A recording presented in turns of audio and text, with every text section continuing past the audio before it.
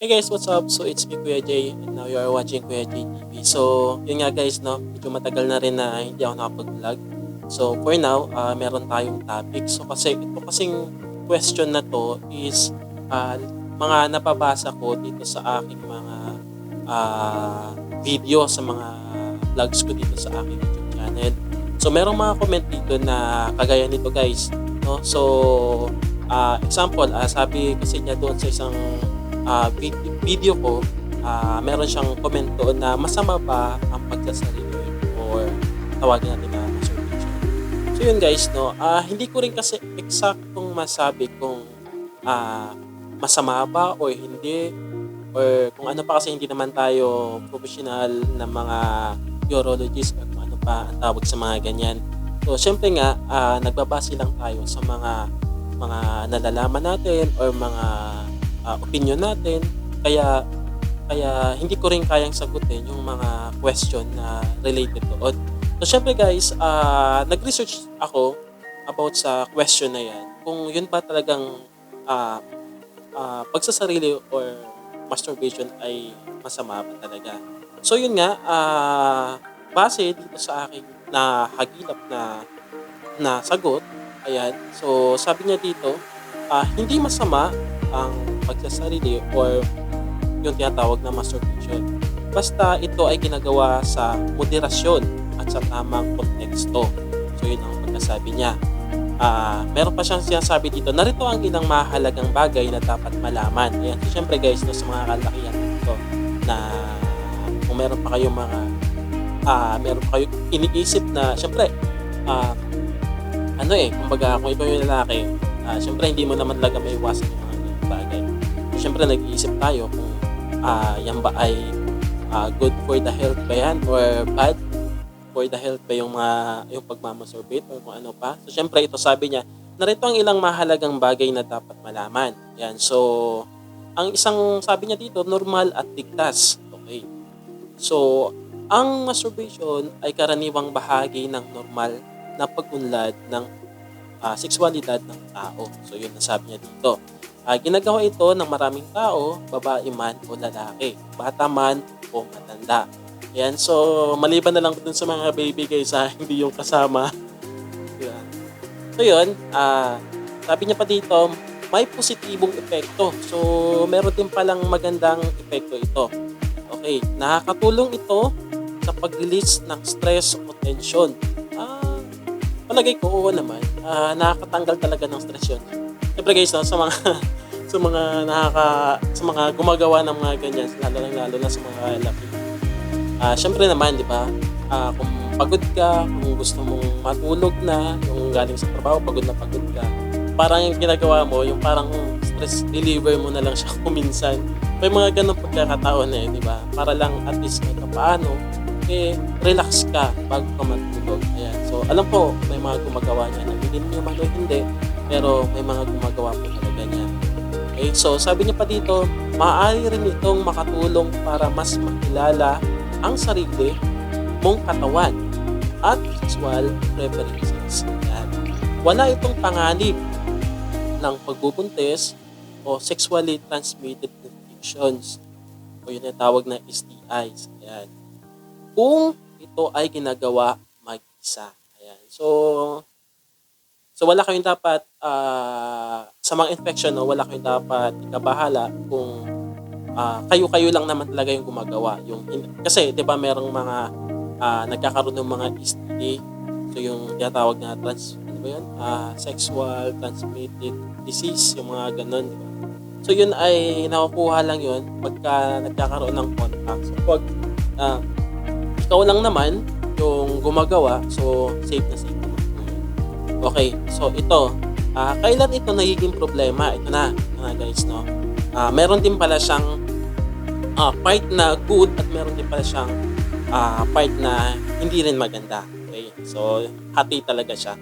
Nagiging masama lang ito kapag, ayan, meron siyang sinabi din na sobrang madalas na ginagawa na naapektuhan na ang inyong trabaho, pag-aaral o relasyon. Ayan. So, siyempre nga guys, no, kung yun na lang yung magiging mindset mo, kung yun na lang yung magiging habits mo, yun na lang araw-arawin mo, syempre nga, naapektuhan na yun yung iyong buhay.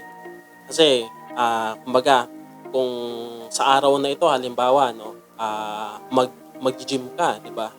So, parang nangyayari ko minsan na pwedeng mawala yung ibang mga habits mo kasi nga parang doon ka na lang nakafocus sa ganong klaseng ginagawa.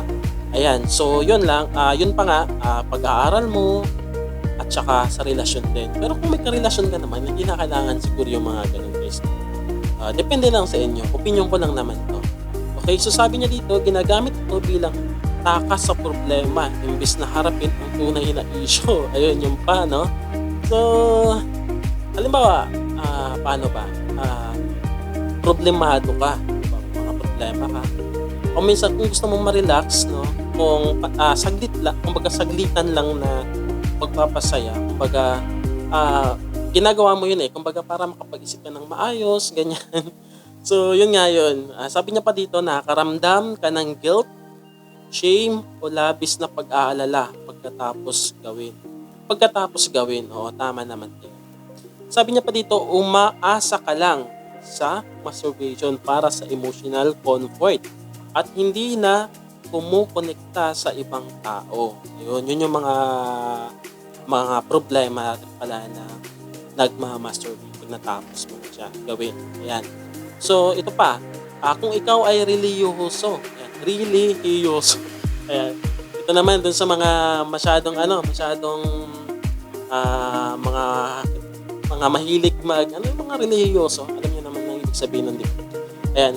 Sabi niya dito, may ilang relihiyon na tinuturing itong moral issue. Depende sa paniniwala. Sabi niya pa dito, ang ganitong kaso, mainam na kausapin ng spiritual advisor mo kung nalilito ka o may guilt kang nararamdaman. So, yun. Ito lang naman guys, dun sa mga taong relihiyoso. Hindi ko masyadong maintindihan kung ano yung ibig niya sabihin. So sabi, ito, meron pa siya sabi dito, mental health. Mental health, yung pakiramdam mo ay hindi mo na ito makontrol. Maaring makatulong ang pag-usap sa mental health professional o counselor. Di ba parang imposible naman yun na hindi mo na talaga siya kayang iwasan, di ba? Di ba yung mga ganong pakiramdam na ano yun, kailangan ba araw-araw mo na talaga siyang gagawin, di ba? Yung mga ganun, hindi mo na makontrol yung sarili mo. So siguro, dun sa part na yun, naapektuhan na yung ating mental health sa mga ganong klaseng mga nangyayari. So, kailangan mo ng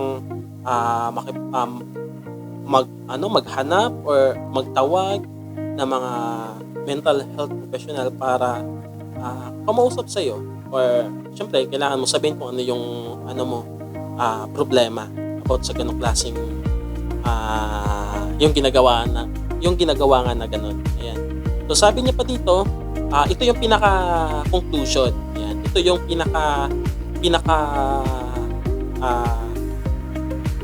ano bang tawag dito? Pinaka-summarize nung buong mga dito, sagot. Ayan. Sabi niya dito, hindi masama ang masturbation sa sarili nito. Normal ito. Ligtas at may benepisyo. Pero kung nagdudulot na ito ng problema sa ibang aspeto ng buhay mo, mainam na pag-isipan kung paano ito naapektuhan ang inyong mental at emotional well-being. Ayan. So, sabi niya kung may particular kang tanong o sitwasyon, so yun na nga yun. So yun, yun nga yung pinaka conclusion niya. Hindi naman talaga siya nakakatakot gawin.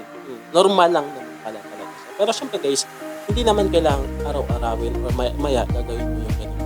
Ayan, so thank you guys for watching this video. I hope you like this video. Syempre guys, natutuwa lang ako kasi itong mga questions ngayon na related sa mga videos ko, kaya na natin itanong dito sa ating application na ito na kinukuhaan ko ng information. Ayan, thank you for watching and I hope na nakatulong ito sa inyo. Please don't forget to like and subscribe this channel.